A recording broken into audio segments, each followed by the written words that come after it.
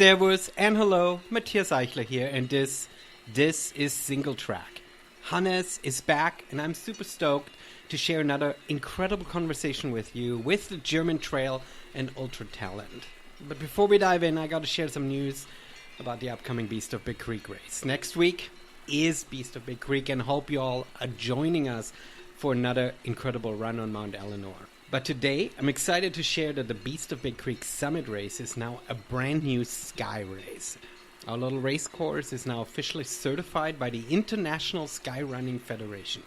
Because this little race of ours isn't that little, 5,200 feet of vert in 14 miles, fits the qualifications of what is known in Europe as sky running. A steep run above the clouds to a real summit overlooking Lake Cushman, Puget Sound, and the great volcanoes of the Cascades in the distance. Thanks to our incredible sponsors, Heritage Bank, Tailwind Nutrition, Kevin Hayward, State Farm, REI Olympia, and our brand new supporter, Naked Sports Innovation. We couldn't bring this race to you without their support.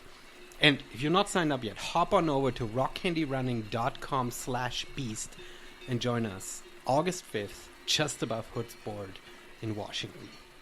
All right, dear Germans, listening to this episode, I wish you could all join me at Beast of Big Creek. But for now, thank you for listening to Single Track in English. Here is Hannes. Hannes, welcome back to Single Track. There's so many things to congratulate you for, so I don't even know where to begin. First off, a general congratulations for being back on Single Track. Huge achievement. No, I'm kidding. Thanks for the second time in your podcast. Thanks.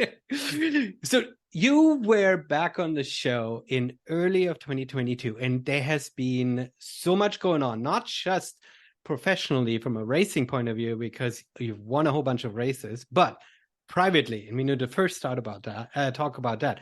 You've gotten married. Congratulations. Thank and you just announced a couple of days ago that your wife is expecting a baby. Super mega congratulations. Thank you very much. Yeah, that's a lot what happened in the past, but yeah, I'm super happy. Yeah, what we expect, and I'm looking forward to my new future. You mentioned on Instagram a very practical changes, which is your wife is not going to be able to be your crew chief anymore. So there is going to be some adjustment in that regard. That's a big change. Exactly, yeah. We tried the first time at the UTMB. She's at home. And my friend, he's also a runner. He will crew me during the whole loop. And he did the race before. He's also a pro runner, so it's not a big problem for him. But I think the night for her at home will be a little bit different. It will be hard for her. Perhaps Yes. It will be even harder for her because she is used to being by your side and knowing what you need and everything, and her not being able to be there will be hard. Exactly. Normally, she can read directly my face when I come into the aid station, what I need or how deep I have to dive, or if I have a bad day, then she knows it from the first second.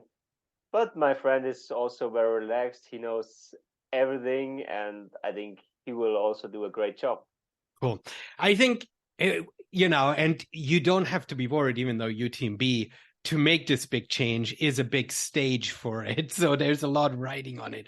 But having someone who's run the race before will be a good transition, right? You're not falling back on someone, because that's one of the big challenges. I was just talking with Marcel about it. If you have somebody who's not a runner themselves, they sometimes misread cues, right? They sometimes want to take care of you a little bit too much when what you might need is a kick in the ass, right? Yes, sometimes. If I'm in a good position and then I'm super motivated, then he has to bring me down so that I'm not waste too much energy. And also if it's late in the race and the leg's hurting, then I need a kick in the ass and to push me a little bit. It's only pain, and you have to run. I love there's a video on Instagram of one of your aid station transitions at Eiger, the last race you just ran and won. And it was amazing to watch how you, I mean, number one, it was absolutely beautiful. We need to talk about this, how you came up that walkway and you came to your crew and you were so perfectly dialed. You threw your empty bottles down, you got new bottles put into your bag, and it was really fun to watch so up close how dialed you were on that. Yeah. Since I started with trail running, my wife, is always with me, and now she knows everything what she has to do, how to pack my backpack, where should she put my gels inside, how the same with the water bottles, and then I take a my water bottle to drink something, and then yeah, that's all, and then I have to go. So it's a mix between speed and also calm at the aid Mm-hmm. station. This is a good point, right? I mean, you don't want to be in a place where it's too crazy, right? You wanna stay Exactly, you focused. don't have to forget something. You need your water bottles, you need your gels, your Mm-hmm. bars, and maybe you have to change the headlamp or something else. Um, and that you have to be concentrated very quick, but also yeah, relaxed, because yeah, 10 seconds, that's not very important, but if you miss on every aid station 1 minute, then it's a problem at the end. Yeah. This is actually one of the pieces that I think is a really big differentiator between you pro runners who are so dialed and us amateurs. And I'm not trying to make it about us and them, but for me, I got into ultras where aid stations were more like you talk to the volunteers and you have fun, right? And in my last race, my coach, I finally got a coach, was saying, try not to spend too much time at the aid station. I'm like, oh, I wanted to hang out and chat, and I realized how much time you're actually wasting if you spend too much time at the aid station. Exactly, yes. In all my races, I never sit down on a chair because I want to stand. Then I can, yeah, relax a little bit the muscles. But if I would sit down, then I would relax too much. And Mm-hmm. then if I stand up again, then I don't like this feeling, because then I stand. I Before the race, I give always a plan to my crew, what I need for the next 30 40K. And for example, that's 2 water bottles with isotonic drink or with the carbs inside, then the gels, then 1 bar. And then I stick always to this plan. Then I don't have to think about how much gels should I take for the next 4 hours. I have a plan, I have a calculation before, and then no mistakes can happen or should happen. Yeah. Mm-hmm. I think this is really interesting to hear and again to think about, because the one thing that I'm not good at, and because I'm not planning in that ways, I am so bad. I don't even know where my stuff is in my vest, especially on long runs, right? And then when you get tired, you're like, where is that gel and where's that headlamp? And then you start freaking out. You have to be more organized and more dialed, Yes. especially on long efforts, because you're on your own, right? It's not like you have halfway through can have somebody helping you with this stuff. Yeah, exactly. For example, in the big pocket at the back, my rain jacket, my rain short. Then on the lower pocket is the second hand lamp, and the security bag. And then in the front pockets, the water bottles and the gels. Yeah, and the phone is, yeah, in one of the main pockets. And then it's always the same in training and racing. So then I know exactly which hand I have to use for which pocket, and it's no problem, or no, nothing get lost. Mm-hmm. And it's such a good reminder. to practice that in training too, right? Because in training you feel like you can get lazy and you don't have to worry about it. But if you don't train it in training, then you don't know, then you don't have it practiced for race day, and then you start all over again, right? Yeah, exactly. Training and racing should be the same. In the training, you don't go for the long distances. You don't go to the same heart rate limit. You are more in the basic. But for example, the nutrition should always train in the training. In the races, I calculate with 80 grams, 90 grams of carbs per hour. In training, 60 grams. And then I calculate my training. Okay, now I go for a 3 hours run. I need 180 grams minimum for this 3 hours. And the same is for the race.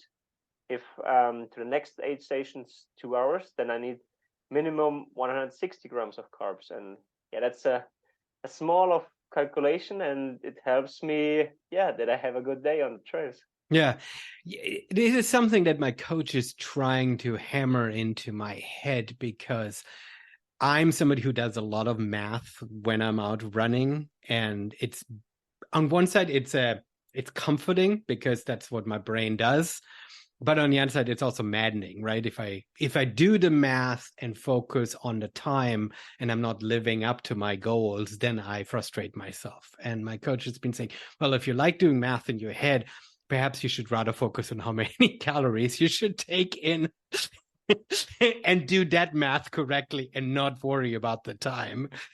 Exactly.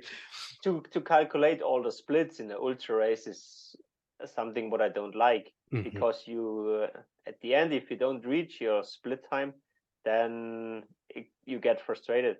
But for the carbs, for the nutrition, it helps a lot to have a good day on the trails, because if you the whole day low on carbs, then you get cramps, you get out of power. Yeah, at the end you have not a good day. And for the training, it helps you to get recovered a little bit through your training for the next day. Because if your net nutrition is in the training not very well, then your next day is cannot be good, because you are in a little bit of hole. Then you come home, then you open the fridge, and then you eat all what you can find. And then you can the first thing is always go to the chocolate, go to the Coke, or things like this, and that's nothing what helps you for the recovery or for the next days. Yeah, no, it's a good point. I think that the focus on carbs is an interesting, I think, piece that I've not really been aware of, and it's probably something, I don't know, that's sort of newly bubbling up. Perhaps you as pro runners have been thinking about this a while longer, but I think just these last couple of weeks with the Tour de France, we've been seeing what these professional cyclists are taking in every day. And we'd be like, oh, I mean, we're doing endurance sports too. We probably need to up our carb game, seeing what they are doing in order to spend that many hours every day, right? Day.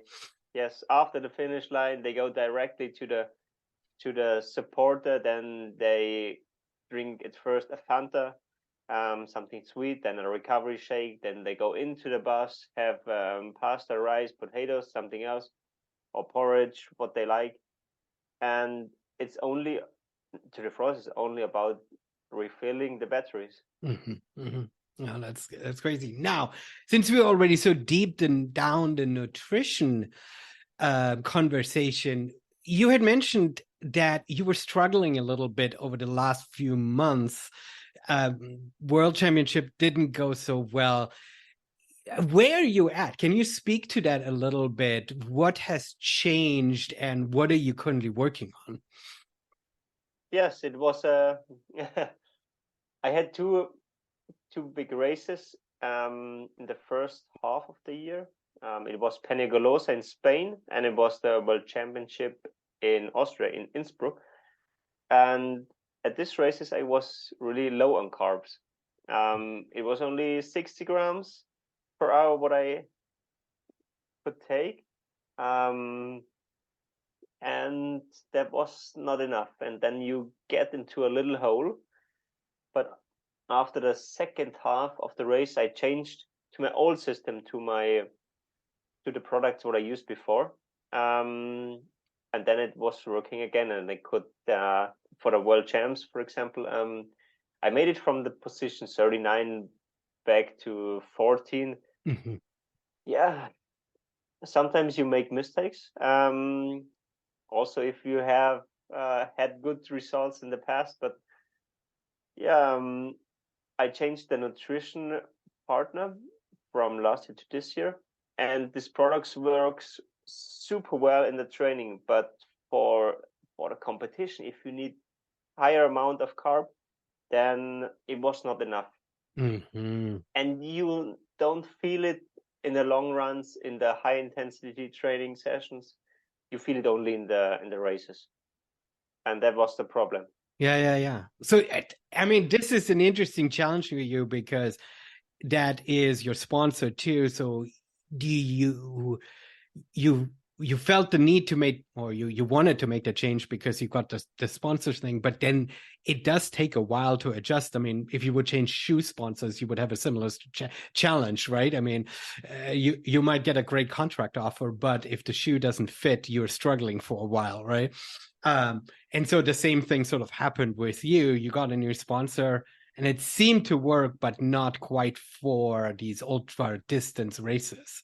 Yes, not for the high intensity races, and also not perfect for my body. Okay. And it works sometimes perfect for all the others. But I burn a lot of carbs. My heart rate is always in the upper part of zone 3, sometimes zone 4 of 5 zones, and that's really hard because yeah. You, you I go suffer a hard. lot. Yeah. I try to go hard. I suffer a lot in the races, but yeah, that's something what I like. No, and then after the world champs, my new nutrition partner, they changed something in the powder for me, and then it worked again. And there was only a small piece of puzzle, but at the end it makes a big difference. Yeah. So at the end, I can only say try your nutrition always in the training. Try it on intensity sessions. Try it on yeah, on short races if you go really hard, and then you know it for the most important races, for your A races, and it works. Yeah. So did you, throughout the races that you were struggling, immediately recognize that it was an issue with nutrition? Or did you first have to come to that conclusion? How did you figure out, oh, something's not working and it's the nutrition piece that I need to work on?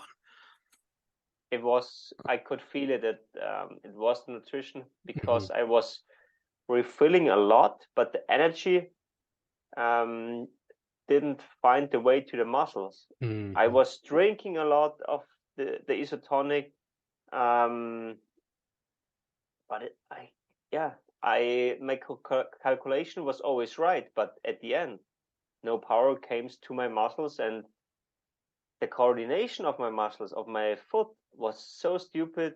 Um, yeah, I was feeling like a beginner on the trails, and then on one aid station, I said, okay, let's go to the pure sugar, Red Bull, Coke, and things like this. Yes, and then it worked again. Yeah, but it was too late at the Yeah. end. Then after the race, I spoke with the nutrition brand, and then we changed a lot. And yeah, on Eiger, I tried this nutrition during the race, and then afterwards, I had a good result, and then I know, okay, let's go again. This We works. found this piece of puzzle, and it works. Yeah. And it really works. And it's great to see that your nutrition sponsor is able to sort of work with you and adjust the formula for you, right? Because you had an incredible day at Eiger. Yes, I had a good day. It was super hot.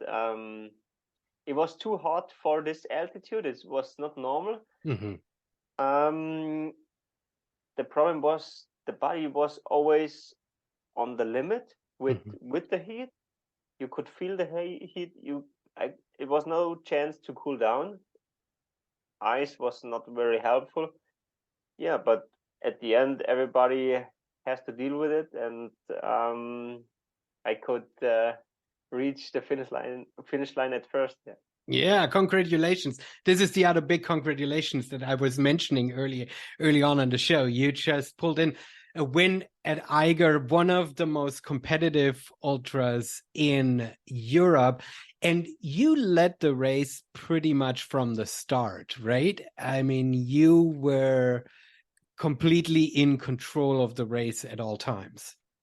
Yes, I would say from the first step, I was leading the whole race, but I have also to say it was not the best elite field what is possible. Mm-hmm.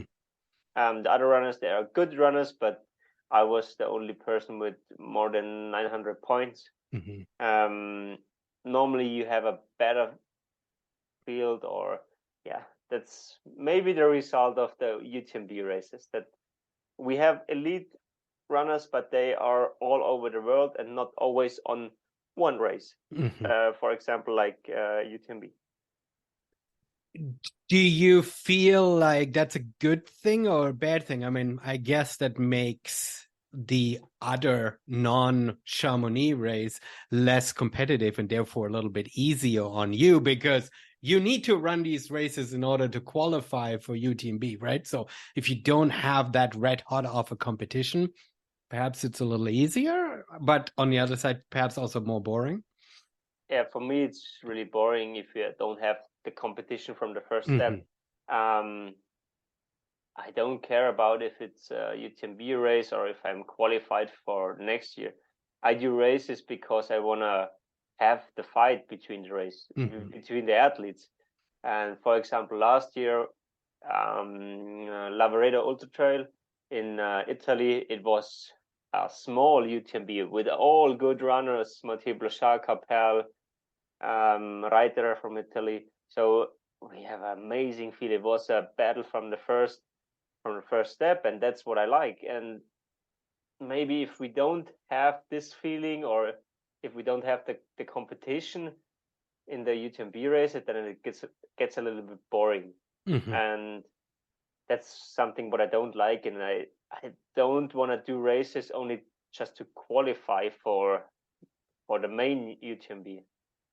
Yeah, that's a good way of looking at it and describing sort of that challenge, right? I mean, UTMB is sort of building up these events and they're now everywhere. And for us as amateurs, it's great, right? Because if we get well run events that get us the stones and we don't have to qualify for it, right? We can just sign up and potentially these events are even closer to home and stuff, right? That's for us, it's good. But for you, you want that competition because not just is it more fun to run, you then also don't know how good you were, right? You can't really measure your performance. Exactly. Yes. The good thing is that hopefully every elite runner comes to Chamonix, and Mm-hmm. then we have the battle there.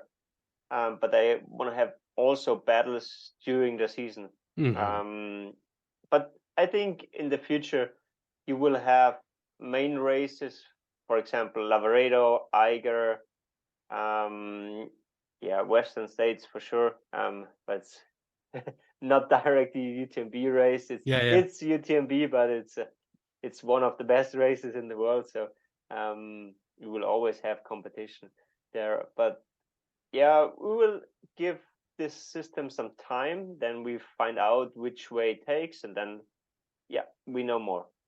Yeah, it is interesting to hear, and it is a little bit disappointing because Eiger in the past had a more competitive field, right?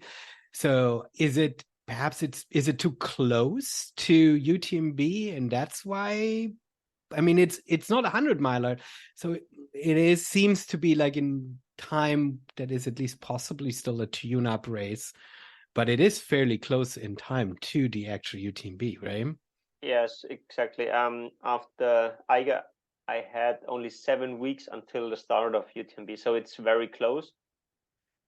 But I would say it's a maximum 6 or 7 weeks between a 100K or 100-mile race. It's the maximum what is possible, but not for every runner. Every runner is different. For Kilian, for Swide was always possible, but Mathieu Blanchard made for 1 week a good post.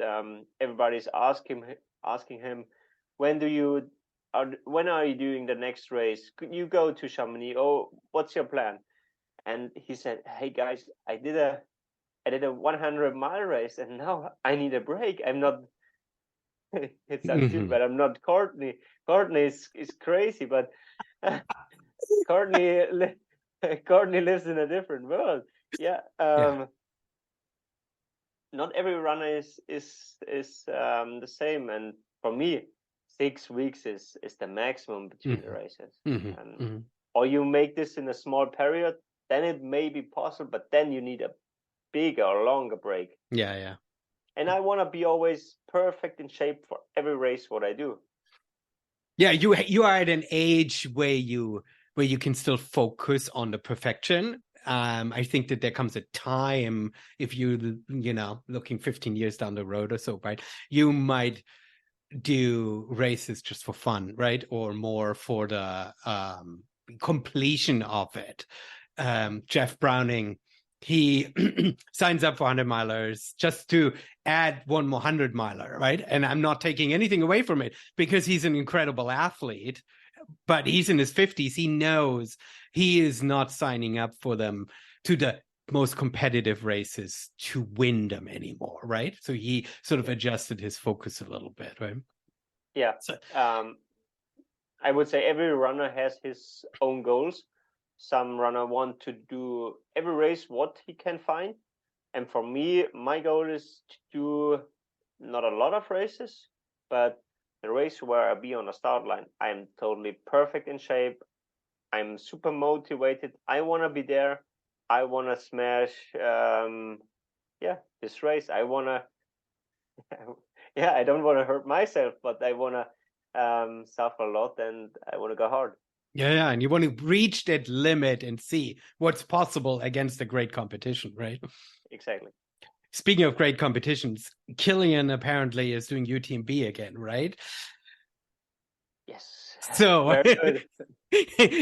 that will bring additional competition. I feel like just before he announced that he was running this 20K in order to get his stone, I think there were some conversations where people were like, the starting line doesn't, the UTMB doesn't seem as highly decorated as it was in previous years. What's going on? And I think this is rapidly changing. Yes, but I was thinking before, okay, this year is a little bit different to the years before. But now, the starting field is I would say really good. And then we will have a good battle there. Yeah, and it's every year is also difficult because people, especially elites, do get injured and pull out, as you're saying, right? I mean, you're not going to show up at the starting line just to suffer through and finish through, right? I mean, if something develops, you rather pull out and not develop a long-term injury because you suffer through a race, right? And there's always, in these 2-3 weeks before UTMB, there are a lot of people who decide to not actually run. So we'll still see quite a bit of movement. Yes. And then UTMB is always one of the craziest races where I ever seen. The first 10K are, I would say, stupid because the pace is super, super high. And then you have to be relaxed and make your own race. It sounds stupid, but it's the only thing what counts for me. Make your own race, enjoy the crowds, enjoy the people, go into the night, keep warm, and then if the sun comes out, then you have to start your race and move a little bit more forward. Amazing. I want to talk a little bit. and you're a good person to have this conversation with. A lot of Americans, all who think about racing in Europe, they all talk about UTMB as sort of the only race that is on their horizon. But you're someone who's raced a lot all over Europe. Can you describe a little bit? I don't want you to rank and say what your favorites are, but how do these other races stack up? How can you sort of, I'm thinking of Lavaredo, I'm thinking of Eiger, Zugspitz Trail. I know you were signed up for Mozart. I want to hear something about Mozart. I know so little about Mozart. There's so many great races in Europe and visually stunning rounds that are not around Mont Blanc. And to not take anything away from UTMB, if one wants to race in Europe, they don't have to try to desperately get into UTMB, right? UTMB is the most craziest race in the world because there are too much people on one place, on one loop.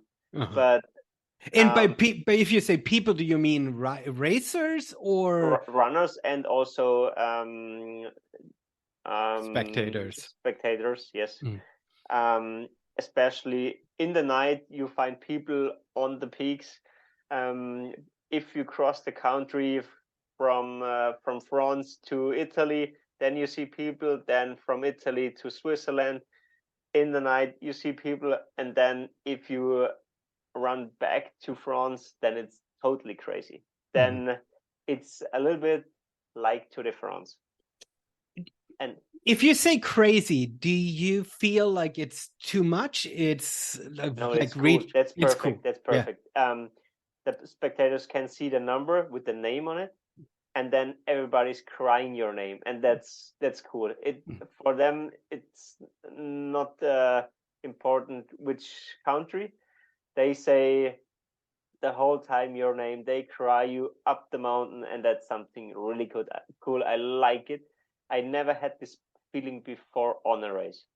And that is really unique to UTMB and to that race, right? I mean, you cross over and run Eiger, and the reserved and polite Swiss, they are not going crazy in the middle of the night. No. But back to UTMB, the finish line moment is the craziest thing what I ever seen before. For me, 2021, I made it at the sixth man to the finish line. That was totally crazy, and not only 500 meters. It was 2K before the race. It was starting, and then it was one line in the 2, 3, 4 rows, and everybody was cheering, crying for you. That's the best moment ever, and not only for me, for everybody. If you make it in the night to the finish line, then it's a bit less. But then for the runners who run under the time cut, or time cut off. The time cut off to the finish line. That's one of the craziest thing ever. That's really cool. But on the other side, I really love the race in Italy, the Lavaredo Ultra Trail, because it's a little bit smaller, but you have the same feeling in UTMB, but only a size smaller. So people do come out and stuff, and you do get that finish line feel and stuff. Yes, and a lot of Americans go always to Lavaredo because it fits a little bit more for them, because it's a runnable race. It's not so technical race, and that fits perfect for the American. They told me this because they win always Lavaredo. Oh, there we go. Exactly. So they win it because they're used to runnable courses. What is the most technical course in Europe that you've run on a big mountains race? Madeira. Because it's only steps. It's only up and down. It's only steps. Yeah, slippery steps. If the night is wet, then it's totally crazy. Yeah. only up and down, a lot of pole work. Yeah, very difficult. After I reached to the finish line, I said, never again.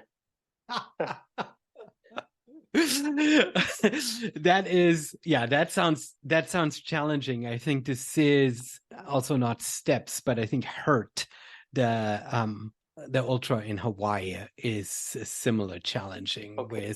with lots of roots and high humidity in sort of on like multiple loops. I think that one also gets to you. Well, all right. So if you would rank them, so I mean, from an experience, from a runner experience with the spectators, UTMB is unmatched. But from a vista, from a panorama, from a trails, how would you sort of put these big races, stack them up? Panoramic is Lavaredo. Lavaredo.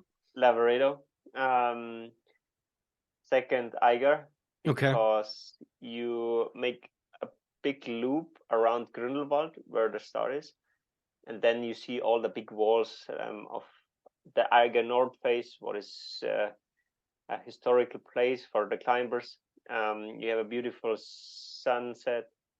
Yeah, sometimes also sunrise. Yeah, no, it's really cool. Eiger, the next one, and then it's not in Europe, it's South Africa, it's Cape Town, what I really like.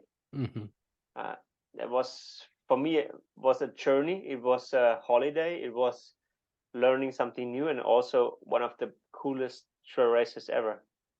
Cape Town was fantastic.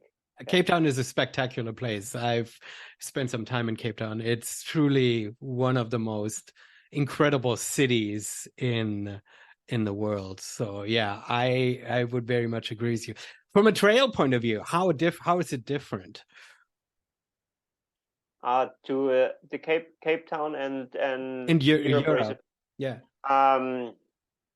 Cape Town was cool because that's a big group of runners. For example, they had the trails Tuesday evening.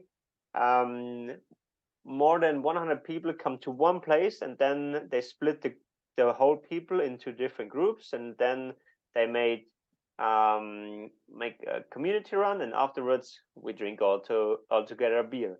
They had beer sponsors. They had more this family life, more this community feeling in combination with trail running. And the feeling before a race was more familiar. After the race, we spent a lot of time in the tent, and the ceremony was really cool. I like this feeling. It was a little bit different to Europe. Yeah. Europe feels more organized and structured by now with all the big events, right? Exactly. Yeah. The sponsors are very important in Cape Town. It was not the most important thing. It's only racing and having fun together. Even though it was a big race, was that also the UTMB race down there, or did you, right? Because they're like two big Cape Town races. One is now an official UTMB one, and the other one is not. Exactly. The UTMB race is in May, I think. And what I did is the Ultra Trail Cape Town. It's end of November, so it's perfect for us. It's the last race before the winter comes. And you're in the southern hemisphere, so it's early summer down there, right? So while it starts to get dreary in the Alps, you're going down for one more hooray, and you come out of the airport and you get blasted with that warm summer wind. That's the feeling. Of course you like that. That's like the perfect vacation mode. Who wouldn't? That's incredible. Well, awesome. So let's talk a little bit about prep for UTMB. I mean, that's perhaps a little unfair because you just got done with Eiger, but obviously UTMB is always be on your horizon, and it's the big race to focus on, especially after last year's sad DNF. I mean, you're motivated, right? I mean, you are giving you, I mean, you say you only show up at the raceline if you give it your all. So let's talk about your prep. Yeah, my prep starts tomorrow. After Eiger, I had 1 week break without running, without cycling, so totally no sport. And tomorrow I start again. It will be a 5 week block, and then 1 week tapering or calm down, and then it's a race. Yeah, I'm excited for the race, but I'm also very relaxed, because if you think too much to only this race, then it not stop you, but you have to be relaxed, you have to be happy, you have to enjoy it, because last year I was maybe too much motivated, I was too much focused, yeah I You was sort of not cramp up a little bit. a little bit, yes, a little Mm-hmm. bit, because the 2021 edition went really well, and then I want to make it better, Mm-hmm. and then I was, not relaxed enough, and this year I want to go back and enjoy more.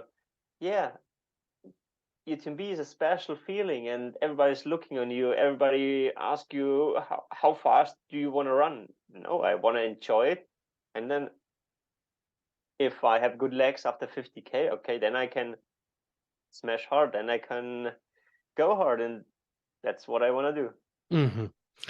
You speak about the craziness of UTMB. How is it for you as a pro runner, but which in some respects goes for everyone? The preparation that isn't just a training block, but it's organizing your stay in Chamonix, and sort of, is there a lot of pressure and stress to be a pro athlete? Do you have to be on speaker panels? Like, do you have a lot of additional expectations on you? And how difficult is it for you to find a calm place to prepare yourself for the race when Chamonix is bustling like a circus? The last 2 years, I was always in the same apartment. It was only 1K away from the start line. And this year I said, okay, I want to stay together with my team, with Team Dynerfit. And now we stay 50K away from the start line in the next village. It's very calm. You don't see the whole time runners if you go out of the house. We stay with the team. So it's, I think, 6 runners or 7 runners in totally, all on different distances, but that's no problem. Mm-hmm. I arrive really late. I arrive on Monday, and the race is on Friday. Mm-hmm. Normally, the people stay 3-4 weeks before the race in Chamonix, and no, I don't like it. On other races, I don't do it. That I spend so much time before the race in this place. And I want to take it as a normal race and not on the Olymp of races. Mm-hmm. And I arrive on Monday, then on Tuesday I will do my intervals. Then I have a chat with one brand.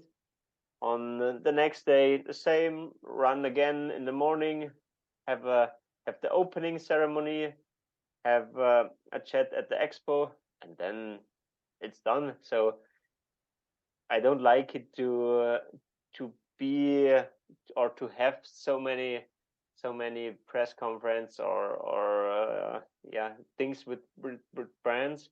Sometimes it's really important to do it, but it doesn't help me. I have to be for my own. I have to be my own place, and then it works. Yeah, and it's the half for you, because you are still very much, I mean, you are with Team Dynafit, but you are very much on your own in some respects, right? You're not like FC Bayern München, right? Where, you pick 2 people out of a whole team to do a press conference, and they have like 50 people handling you and telling you where to go and driving you around, right? I mean, if you have to do a press conference, it might be annoying, but you don't have to do every single one, and you have a team to kind of guide you through that. You are on your own, so it's a lot harder to navigate all of this. It's not really hard because it's something what you really like, because they are interested on your person. And I have my bike with me. Then I do some dates. I go to this brand and to this brand for always 30 minutes, 45 minutes, and then I cycle to the next point. Yeah, you have to be relaxed. And the good thing is, Kilian is there, so he has the most interviews before, and Mathieu Blanchard, and everybody's asking him, can you go faster? Can you go in 90 hours, 30 minutes? And he will say always the same. Yeah, he can take the pressure. And then it's very relaxed for me. So everything perfect. Yeah, that's a funny perspective. I like that. Let him take all the pressure, and then I will fly under the radar, and I can just relax, ride my bike, and, and show up at the start line. I liked it a lot. Exactly. Yeah. That is amazing. Well, super. Well, this sounds fantastic. You're always super dialed and super focused, and it's very inspiring to hear.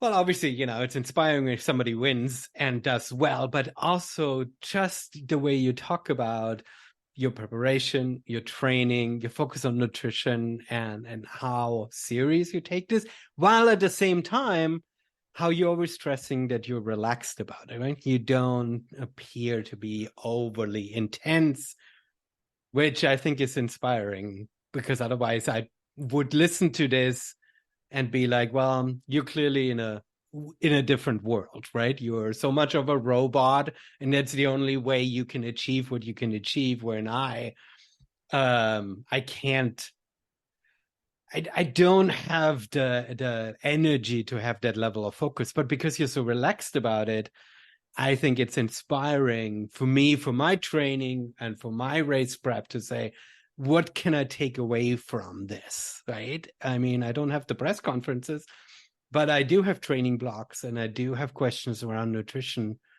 and somebody who is so dialed and so relaxed, it's inspiring. You have to be relaxed, but that's something what I tell myself. But I also have this side that I'm before a race, I'm always fucking nervous. Then I feeling like I'm super fat, I'm ill, and I'm not trained very well. So I think all athletes has the same feeling before the start. You're super sensible before the race, and then you you are in the tapering zone, and then you think, oh, what is with my ankle? I think it hurts a little bit. What is with my knee? I think my back. What is in my back? If I'm getting older, no. And then what is this? Not this feeling. And then if you go out of the start box, then you lose all these feelings what you had before, all the thing that you are injured, or the stupid questions what you had before. Then you are in race mode, and everything is away from you, and then you can enjoy it. You have to enjoy it, not run in a tunnel. Enjoy it. Look to the right, look to the left. And then have fun. It's only trail running. It's super easy. It's only left and right foot. It is super easy. It is true. It is only trail running. We're not saving the world. Trail running might save the world, as Dylan would say, but we ourselves, we're doing something that is supposed to be fun, that is very privileged, that if we don't have fun, then we really need to find something better to do. And I'm glad to hear that somebody who's a professional and has the expectation, and the media, and all of Germany is looking up to you. No pressure, right? That you can find a way of sort of being relaxed about it, have humor about it, and still enjoy it. Exactly. Yeah. But I have also the feeling, if I'm injured, if something is things are not correct, it's only it's not really important. Important as at home is everything well, everybody's healthy, and then if this basic is perfect, then you can enjoy the time on the trails and yeah, have fun. For us, is trail running is for me is one of the most important thing, but it's you have also to say it's not all in your life. That's such a great way of finishing it off, even though we try to make it all of our lives in every aspect of our life.